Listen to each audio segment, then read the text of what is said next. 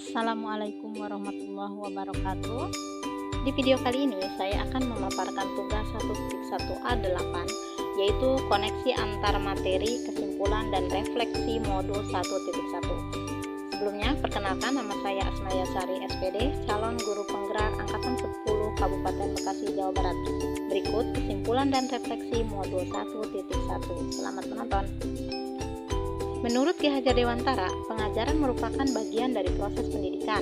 Pengajaran adalah upaya memberikan ilmu pengetahuan untuk meningkatkan kecakapan hidup anak secara lahir dan batin.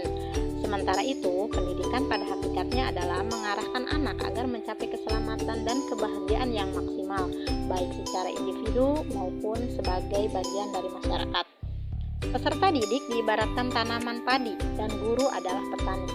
Petani dapat menanam, memelihara tanaman padinya, menuntun tumbuhnya, akan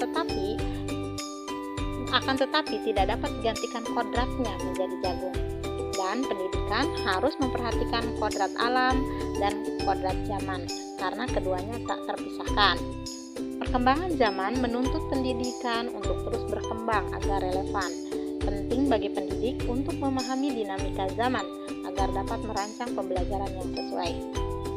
Dan sebelum saya merefleksikan modul 1.1, saya melihat murid sebagai 1. Kertas kosong yang harus diisi dengan pengetahuan tanpa memperhatikan karakteristik unik mereka.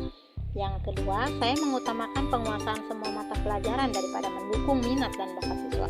Yang ketiga, saya merasa tidak perlu melakukan inovasi dalam pembelajaran karena lebih fokus pada penyampaian materi dengan metode ceramah yang berpusat pada guru.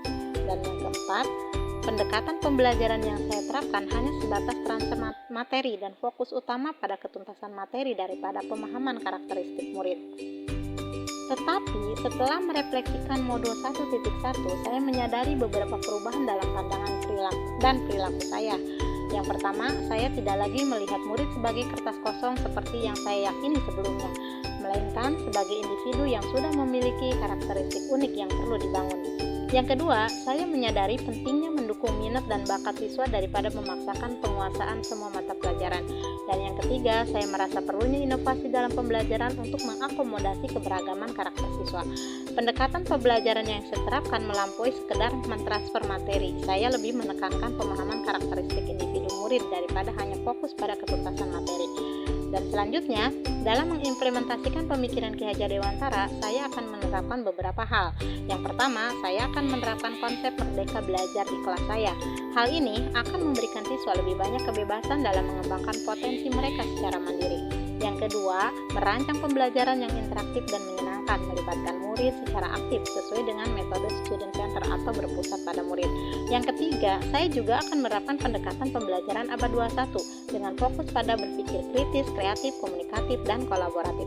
Dan yang terakhir, saya akan berusaha menjadi teladan bagi murid baik dalam perkataan maupun perbuatan, serta menjalin komunikasi yang baik untuk mengenali karakter dan latar belakang murid.